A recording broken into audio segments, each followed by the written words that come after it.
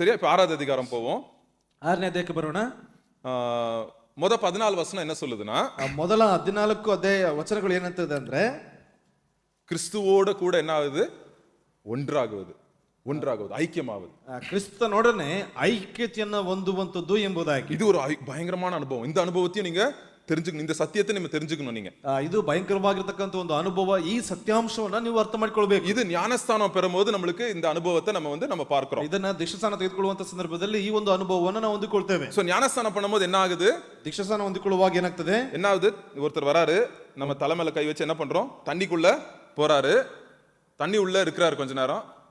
எவ்வளவு? ஒரு 5 நிமிஷம் இப்பமா தண்ணி உள்ள போறாரு. போயிட்டு என்ன பண்றோம்? தண்ணில இருந்து வெளியே வராரு. ಒಬ್ಬರು ಬರ್ತಾ ಇದ್ದಾರೆ, ಒಬ್ಬರನ್ನ ಏನ್ ಮಾಡ್ತಾ ಇದೀವಿ? ತಲೆ ಮೇಲೆ ಕೈಗಳನ್ನ ಇಟ್ಟು ಅವ್ರನ್ನ ನೀರಿನ ಒಳಗೆ ಹೋಗ್ತಾ ಇದ್ದಾರೆ. ತದನಂತರದಲ್ಲಿ ಅವರು ಮೇಲೆ ಬರ್ತಾ ಇದ್ದಾರೆ. என்ன அர்த்தம் இதுக்கு? ಇದರ ಅರ್ಥವೇನು? ஞானஸ்தானம் வந்து என்னத்தை குறிக்குது? ದೀಕ್ಷಾಸ್ನಾನ ಯಾವುದರ ಕುರಿತಾಗಿದೆ? ஓகே, 3வது வசனம் பாருங்க. 6வது அதிகாரம் 3வது வசனம் பாருங்க. 6ನೇ ಅಧ್ಯಾಯದ 3ನೇ ವಚನ ಏನು ನೋಡ್ರಿ. கிறிஸ்து இயேசுவுக்குள்ளாக ஞானஸ்நானம் பெற்ற நாம் அனைவரும் அவருடைய மரணத்துக்குள்ளாக ஞானஸ்நானம் பெற்றதை அறியாமல் இருக்கிறீர்களா?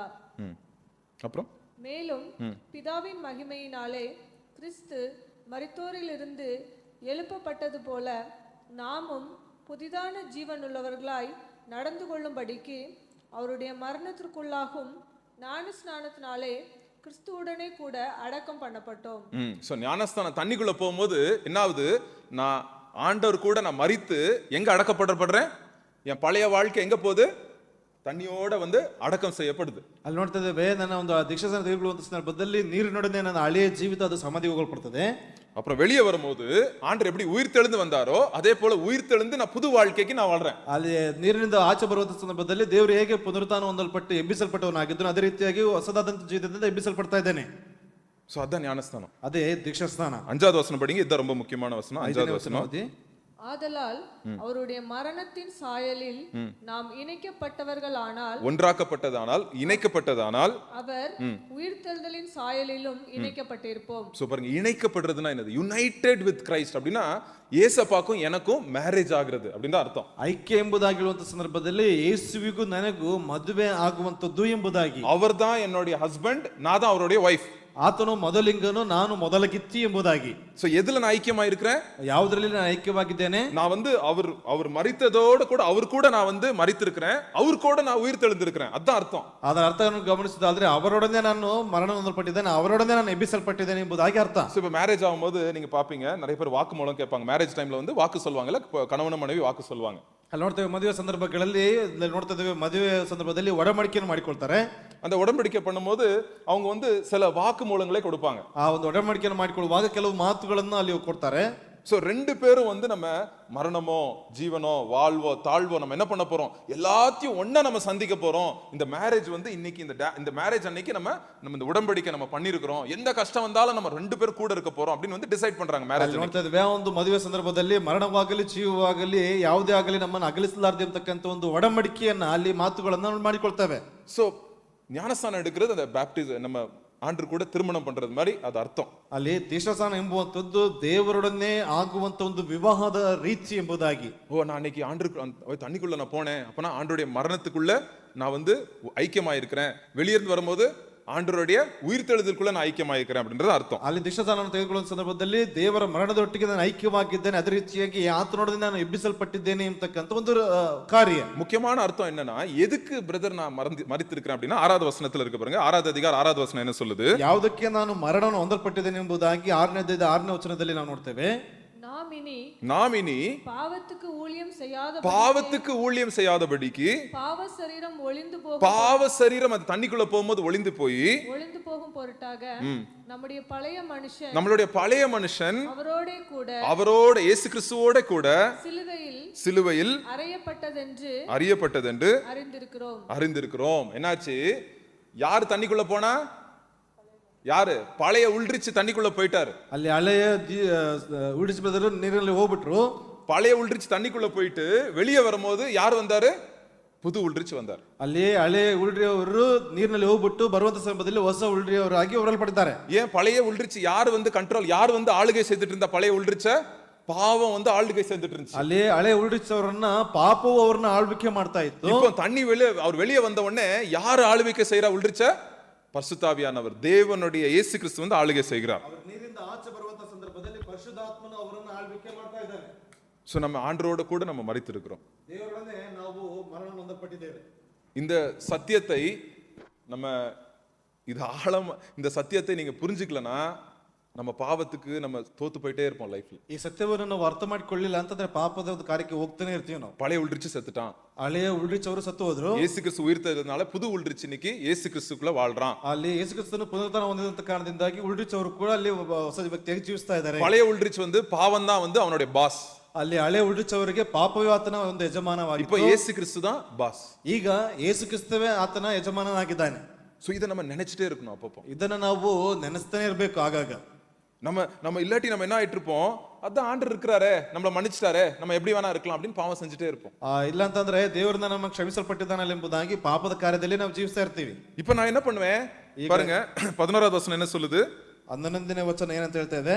அப்படியே நீங்களும் உங்களை பாவத்துக்கு மரித்தவர்களாகி நம்முடைய கர்த்தராகிய இயேசு கிறிஸ்துவுக்குள் தேவனுக்கென்று பிழைத்திருக்கிறவர்கள் எண்ணிக்கொள்ளணும். இருக்கணும். நான் வந்து பாவத்துக்கு செத்துட்டேன், ஏசப்பாக்குள்ள நான் வாழ்றேன், பாவத்துக்கு செத்துட்டேன், ஏசப்பாக்குள்ள வாழ்றேன் அப்படின்றது நமக்கு எந்த அளவுக்கு நம்ம இந்த விசுவாசத்தோட நம்ம இதை எண்ணிக்கொள்றோமோ அந்த அளவுக்கு நம்மளுக்கு விடுதலை தேவன் கொடுப்பார். ಅಲ್ಲಿ ಪಾಪದ ಪಾಲಿಗೆ ಸತ್ತವರಾಗಿ ದೇವರಿಗಾಗಿ ಜೀವಿಸುವಂತವರಾಗಿರ್ತೇವೆ ಎಂಬುದಾಗಿ ಎಷ್ಟರ ಮಟ್ಟಿಗೆ ಎಣಿಸಿಕೊಳ್ತೇವೆ ಅಷ್ಟರ ಮಟ್ಟಿಗೆ ಒಳ್ಳೆ ಕಾರ್ಯಗಳು ನಡೆಯಲ್ಪಡ್ತದೆ ಎಂಬುದಾಗಿ. சரி, இப்போ நீங்க ஒரு கேள்வி கேட்கலாம், பிரதர் நான் வந்து ஞானஸ்தானம் எடுத்துட்டேனா பாவமே செய்ய மாட்டேனா அப்படின்னு நீங்க கேட்கலாம். ನೀವು ಕೇಳಬಹುದು ಪ್ರಶ್ನೆನ, ನಾನು ದೀಕ್ಷಾಸ್ನಾನ ಇಟ್ಕೊಂಡ್ರೆ ನಾನು ಪಾಪವನ್ನು ಮಾಡುವುದಿಲ್ವಾ ಎಂಬುದಾಗಿ. நம்ம இந்த சரீரத்தில் இருக்கிற வரைக்கும் பாவம் செய்ய தான் செய்வோம். ನಮ್ಮ ಶರೀರ ಇರುವವರೆಗೂ ನಾವು ಪಾಪವನ್ನು ಮಾಡ್ತಾನೆ ಇರ್ತೀವಿ. என்ன வித்தியாசம்? ಏನು ವ್ಯತ್ಯಾಸ? முன்னாடி கோவப்படுவேன், ஒன்றும் கண்டுக்கவே மாட்டேன், ஏன்னா என்னுடைய பாஸ் வந்து பாவம் தான் என்னுடைய பாஸ். ஸோ அவர் பாவம் சொல்ற மாதிரி பிசாசு சொல்ற மாதிரி எல்லாம் செஞ்சுட்டே இருப்பேன், அதுக்கு எல்லாருக்கும் ஆமா சொல்லிட்டு சல்யூட் அடிச்சுட்டே இருப்பேன், பாவத்துக்கு ಸಲ್ಯೂಟ್ ಅಡಿಸ್ಟೇ இருப்பேன். ಅಲ್ಲಿ ಹಳೆ ಜೀವಿತದಲ್ಲಿ ಪಾಪಕ್ಕೆ ನಾನು ಏನಪ್ಪಾ ಅಂತಂದ್ರೆ ಒಂದು ನಮಸ್ಕಾರ ಹೇಳ್ತಾನೆ ಇರ್ತದೆ. ಯಾಕಂತಂದ್ರೆ ಯಾವುದೇ ಕಾರ್ಯಗಳು ನಡೀತಾ ಇರಲಿಲ್ಲ, ಅಲ್ಲಿ ಪಾಪದ ಕಾರ್ಯಕ್ಕೆ ನಾನು ನಮಸ್ಕಾರ ಹೇಳ್ತಾನೆ, ಆ ಒಂದು ರೀತಿಯಾಗಿ ಜೀವಿಸ್ತಾ ಇರ್ತಂತ. இப்போ நான் ஞானஸ்தானம் எடுத்துட்டேன், ஆண்டர் கிட்ட வந்துட்டேன், ஆண்டரோட வந்து நான் உயிர் தெழுந்திருக்கிறேன், இப்போ வந்து ஆண்டர் கூட நான் மேரேஜ் ஆயிருக்கிறேன். இப்போ வந்து ஏதாவது வந்து நான் வந்து எதிர்முறையாய் நான் கோவப்பட்டுறேன், எரிச்சலாயிருது, அசுத்தமான சில காரியங்கள் பண்ண உடனே எனக்கு மனசு குத்துது. பரிசுத்தாவியானவர் மனசாட்சியோட பேச ஆரம்பிக்கிறார். ಅಲ್ಲಿ ನೋಡ್ತಾ ಇದ್ದೇವೆ ಈಗ ಯೇಸುವಿನೊಡನೆ ನಾನು ಪುನರುತ್ಥಾನ ಹೊಂದಲ್ಪಟ್ಟಿದ್ದೇನೆ, ಅಲ್ಲಿ ನೋಡ್ತಾ ಇದ್ದೇವೆ ಹೊಸ ವ್ಯಕ್ತಿ ಆಗಲ್ಪಟ್ಟಿದ್ದೇನೆ. ಅಲ್ಲಿ ನೋಡ್ತಾ ಇದ್ದೇವೆ ಏನಾದ್ರೂ ಒಂದು ತಪ್ಪನ್ನ ಪಾಪದ ಕಾರ್ಯಗಳನ್ನು ಮಾಡುವಾಗ ನನ್ನ ಮನಸಾಕ್ಷಿ ಅಂತಕ್ಕಂಥದ್ದು ಅದು ಚುಚ್ಚುವಂತ ರೀತಿಯಲ್ಲಿ ಭಾಸವಾಗ್ತದೆ. இப்போ எனக்கு தண்டனை இல்ல, ஏன்னா நான் செஞ்ச அந்த கோவப்பட்ட கோவத்தை ஏசப்பா சிலுவையில பலியாயிட்டார். அதுக்காக ಅಲ್ಲಿ ನಾನು ಕೋಪ ಮಾಡಿಕೊಂಡಿದ್ದ ಕಾರಣಕ್ಕಾಗಿ ಯೇಸು ಕ್ರಿಸ್ತನ ಶಿಲುಬೆ ಮೇಲೆ ಆತನು ಬಲಿಯಾಗಲ್ಪಟ್ಟಿದ್ದಾನೆ. நான் போறேன் ஆண்டவர்ட்ட போறேன், ஆண்டவரே நான் திருப்பி கோவப்பட்டேனே ஆண்டவரே அப்படின்னு நான் போகும்போது ஆண்டவர் சொல்றாரு, தம்பி நீ மறந்துட்டியா, நீ புது ஆளு, நீ மறந்துட்டியா அப்படின்னு ஆண்டவர் வந்து நம்மளை ஞாபகப்படுத்துறார். ದೇವರು ನಮಗೆ ಜ್ಞಾಪಕ ಪಡಿಸ್ತಾರೆ, ಮಗನೇ ನೀನು ಹೊಸ ಸೃಷ್ಟಿಯಾಗಲ್ಪಟ್ಟಿದ್ದೀಯ ಎಂಬುದಾಗಿ, ಮರ್ತಿದ್ದೀಯಾ ಎಂಬುದಾಗಿ. அதான் சொல்றாங்க, எண்ணிக்கொள்ளணும்னா ஐயோ நான் பாவத்துக்கு செத்துட்டேன், நீதிக்கு நான் பிழைச்சிருக்கிறேன், ஆண்டரோட நான் வாழ்றேன் அப்படின்றத நம்ம மறந்துடுறதுனால நம்ம என்ன பண்றோம், கோவப்பட்டுறோம், வாயில வந்தது பேசிடுறோம், நம்ம இச்சையான காரியங்களை பண்ணிடுறோம், அப்படி நம்ம பண்ணிடுறோம். ஏன்னா நம்ம யாருன்றது நம்ம ஐடென்டிட்டியை நம்ம மறந்துடுறோம். அதனால ಏನಂತ ಅಂದ್ರೆ ಪಾಪದ ಪಾಲಿಗೆ ಸತ್ತವರಾಗಿ ದೇವರಿಗಾಗಿ ಜೀವಿಸುವಂತ ವ್ಯಕ್ತಿಗಳಾಗಿದ್ದೇವೆ ಎಂಬುದಾಗಿ ಎಣಿಸಿಕೊಳ್ಳುವಂತದನ್ನ ಮರೆತು ಹೋಗಿರ್ತಕ್ಕಂಥ ಕಾರಣದಿಂದಾಗಿ ಪಾಪವನ್ನು ಅಂತಂದ್ರೆ ಕೋಪ ಮಾಡಿಕೊಳ್ಳುವಂಥದ್ದು ಮತ್ತು ಪಾಪದ ಕಾರ್ಯಗಳನ್ನ ಅಲ್ಲಿ ಪುನಃ ಅವ್ರ ರೀತಿಯಾದಂಥ ವಿಷಯಗಳನ್ನ ಮಾಡ್ತಾ ಇದ್ದೇವೆ. ಸೊ 12வது வசனம் படிங்க. 12ನೇ ವಚನ ಓದ್ರಿ. ஆகையால் நீங்கள் சரீர இச்சைகளின்படி பாவத்திற்கு கீழ்ப்படியத்தக்கதாக சாவுக்கேதுவான உங்கள் சரீரத்தில் பாவம் ஆளாதிருப்பதாக. ஆள விடமாட்டோம். நம்ம இந்த இச்சைகள் வரும், யோசனைகள் வரும், நம்மளுக்கு வந்து சோதனைகள் வரும், பட் ஆள விட மாட்டேன், அது வந்து என்ன ಕಂಟ್ರೋಲ್ பண்ணாது. ಅಲ್ಲಿ ನೋಡ್ತಾ ಇದ್ದೇವೆ ಆಸೆಗಳು ಬರ್ತದೆ, ಆದ್ರೆ ಅದನ್ನ ಏನಪ್ಪಾ ಅಂತಂದ್ರೆ ಅದು ನಿಮ್ಮನ್ನ ಆಳ್ವಿಕೆ ಮಾಡೋದಕ್ಕೆ ಬಿಡುವುದಿಲ್ಲ ಎಂಬುದಾಗಿ. ಆಗಸ್ಟ್ 14 தேதி ஆகஸ்ட் 14 1947 நம்மள ಯಾರು ಆಂಡது? ಅಲ್ಲಿ ಆಗಸ್ಟ್ 14 1947 ಯಾರು ನಮ್ಮನ್ನ ಆಳ್ವಿಕೆ ಮಾಡ್ತಾ ಇದ್ರು? பிரிட்டிஷ்காரன். குதிரையில வரான் பிரிட்டிஷ்காரன், டக் டக் டக்னு வரான், வந்துட்டு ஏய் என் ஷூவை பாலிஷ் அட்ரா அப்படின்னு சொல்றான். என்ன பண்றீங்க? ಬ್ರಿಟಿಷರು ಬರ್ತಾ ಇದ್ರು, ಬಂದ್ಬಿಟ್ಟು ನನ್ನ ಶೂನ ಪಾಲಿಶ್ ಮಾಡಿ ಎಂಬುದಾಗಿ ಹೇಳ್ತಾರೆ. ಏನ್ ಮಾಡ್ತಾ ಇದ್ರಿ? என்ன பண்றீங்க? ಏನ್ ಮಾಡ್ತೀರಿ? சரி தோர வெள்ளக்கார தோர சொல்லிட்டாரு, சரி தோர அப்படின்னு என்ன பண்றோம், போய் பாலிஷ் அடிக்கிறோம். ಸರಿ ದೊರೆ ಹೇಳಿದಾರೆ ಎಂಬುದಾಗಿ ಏನ್ ಮಾಡ್ತಾ ಇದ್ವಿ, ಅವರ ಒಂದು ಶೂಗಳನ್ನ ಪಾಲಿಶ್ ಮಾಡ್ತಾ ಇದ್ವಿ. ಆಗಸ್ಟ್ 16 தேதி வரான். ಆಗಸ್ಟ್ 16ಕ್ಕೆ ಬರ್ತಾನೆ. ஏய் அட்ரா பாலிஷ் ಆ ಶೂக்குன்றான். ನನ್ನ ಶೂನ ಪಾಲಿಶ್ ಮಾಡು ಎಂಬುದಾಗಿ ಹೇಳ್ತಾನೆ. நம்ம என்ன சொல்றோம் ದೊರೆಯ பார்த்து? ದೊರೆಯನ್ನ ನೋಡಿ ಬಿಟ್ಟು ನಾವೇನ್ ಹೇಳ್ತೀವಿ? ஏய் நீ ஏன் ஷூ பாலிஷர்ரா போடா நீ யாரா அப்படின்னு சொல்றோம். ನೀನ್ ಬಂದ್ಬಿಟ್ಟು ನನ್ನ ಶೂ ಎಲ್ಲ ಪಾಲಿಶ್ ಮಾಡು, ನೀನ್ ಯಾರು ಹೋಗೋ ಎಂಬುದಾಗಿ ಹೇಳ್ತೀವಿ. 2 நாளைக்கு முன்னாடி பாலிஷ் அடிச்சு இன்னைக்கு பாலிஷ் அடிக்க மாட்டேங்கிறேன் ஏன்? 2 ದಿವಸದ ಹಿಂದೆ ಶೂ ಪಾಲಿಶ್ ಮಾಡ್ತಾ ಇದ್ವಿ, ಈಗ ಮಾಡ್ತಾ ಇಲ್ವಲ್ಲ, ಯಾಕೆ? என்ன கிடைச்சிருக்கு நம்மளுக்கு? ಏನ್ ಸಿಕ್ಕಿದೆ ನಮಗೆ? சுதந்திரம் கிடைச்சிருக்கு. ಸ್ವತಂತ್ರ ಸಿಕ್ಕಲ್ಪಟ್ಟಿದೆ.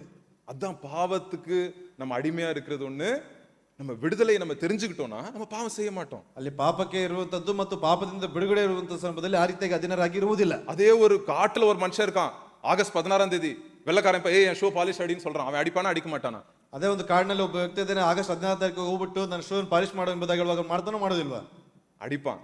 ಮಾಡ್ತಾನೆ. ஏன் அடிக்கிறான் அவன் பாலிஷ்? ಯಾಕೆ ಮಾಡ್ತಾನೆ ಅವನು? அவனுக்கு அந்த சுதந்திரத்தை பத்தி தெரியாது, சத்தியம் தெரியாது அவனுக்கு. ಯಾಕೆಂದ್ರೆ ಒಂದು ಸ್ವತಂತ್ರತೆಯ ಒಂದು ಸತ್ಯಾಂಶ ಆತನಿಗೆ ಗೊತ್ತಿರುವುದಿಲ್ಲ. அன்புள்ள சகோதர சகோதரிகளே, உங்களுக்கு சத்தியத்தை தெரிஞ்சா நீங்க பாவத்துக்கு அடிமையாய் நீங்க இருக்க மாட்டீங்க.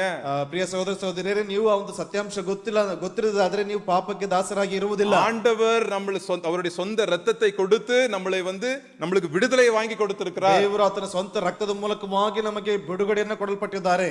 ஆண்டவரோடு கூட உயிர் தெழுந்த வாழ்க்கையை நம்ம வாழ்ந்து கொண்டிருக்கோம். ದೇವರೊಡನೆ ಆ ಒಂದು ಎಬ್ಬಿಸಲ್ಪಟ್ಟಂತ ಜೀವಿತವನ್ನು ನಾವು ಜೀವಿಸ್ತಾ ಇದ್ದೇವೆ. சோ இப்போ ஒரு கேள்வி கேட்கலாம். ಈಗ ಒಂದು ಪ್ರಶ್ನೆ ಕೇಳಬಹುದು. சோ பிரதர், அப்பனா நம்ம நீங்க தப்பே பண்ண மாட்டீங்களா அப்படி நீங்க கேப்பீங்க. ಸಹೋದರ, ನೀವು ತಪ್ಪೇ ಮಾಡುವುದಿಲ್ಲ ಎಂಬುದಾಗಿ சரீரத்துல இருக்கிற வரைக்கும், அந்த பாவ சரீரத்துல இருக்கிற வரைக்கும் சில சோதனைகள் வந்துட்டே தான் இருக்கும். ಅಲ್ಲಿ ಪಾಪವು ಶರೀರದಲ್ಲಿ ಇರುವವರೆಗೂ ಅದು ಶೋಧನೆಗಳು, ಕೆಲವು ಶೋಧನೆಗಳು ಬರ್ತಾನೆ ಇರ್ತದೆ. பட் நான் விசுவாசத்துல இருக்கிறதுனால, ஐயோ நான் புதிய உள்றிச்சு, நான் பழைய உள்றிச்சு இல்ல, அவன மாதிரி நான் பழைய உள்றிச்சு மாதிரி கோவப்பட மாட்டேன், பழைய உள்றிச்சு மாதிரி நான் வாழ மாட்டேன், ஏசப்பா எனக்காக ரத்த சிந்தி இருக்கிறார், அந்த சத்தியத்தை என் விடுதலை வாங்கி கொடுத்திருக்கிறாரு அப்படின்ற விடுதலையை நான் ருசி பார்க்கும் போது நான் அந்த இடத்துக்கே நான் போக மாட்டேன், அந்த இடத்துல அந்த காரியங்களை நான் செய்ய மாட்டேன். ಅಲ್ಲಿ ನೋಡ್ತಾ ಬಿಡುಗಡೆಯ ರುಚಿಯನ್ನು ನಾವು ಅನುಭವಿಸುವ ಸಂದರ್ಭದಲ್ಲಿ ಹಳೆಯ ಉಲ್ಡಿಚ್ ಆಗಿರ್ಬೋದು ಅಥವಾ ಹಳೆ ದೀಪ ಆಗಿರ್ಬೋದು, ಹಳೆಯ ವಿಷಯಗಳಾಗಿರ್ಬೋದು, ಆ ಒಂದು ಕಾರ್ಯಗಳನ್ನ ಮಾಡದೆ ಹೊಸದಾಗಿರ್ತಕ್ಕಂಥ ಜೀವಿತಗಳನ್ನ ನಾವು ಮಾಡುವಂತವರಾಗಿರ್ತೇವೆ. இதுதான் கிறிஸ்துவோட கூட என்ன வருது? ஐக்கியமாகுது. ಇದೇ ಕ್ರಿಸ್ತನೊಂದಿಗೆ ಐಕ್ಯವಾಗಿ ಇರುವಂತದ್ದು ಎಂಬುದಾಗಿ, ஒன்றாக இருக்கிறது, ಅಲ್ಲಿ ಒಂದಾಗಿ ಐಕ್ಯತೆಯಿಂದ ಇರುವಂತದ್ದು. சோ நான் கேட்கிற கேள்வி, இந்த சத்தியம் எந்த அளவுக்கு உங்க வாழ்க்கையிலே உண்மையாகணும் அப்படின்றதுக்காக நீங்க ஆண்டவர்கிட்ட நீங்க ஜெபம் பண்ணுங்க. ನಾನು ಕೇಳುವಂತದ್ದು ಈ ಒಂದು ಸತ್ಯಾಂಶ ಇಷ್ಟರ ಮಟ್ಟಿಗೆ ಸತ್ಯವುಳ್ಳದಾಗಿರ್ಬೇಕು ಎಂಬುದಾಗಿ ನೀವು ಕ್ರಿಸ್ತನಲ್ಲಿ ಕೇಳಿಕೊಳ್ತೀರಿ.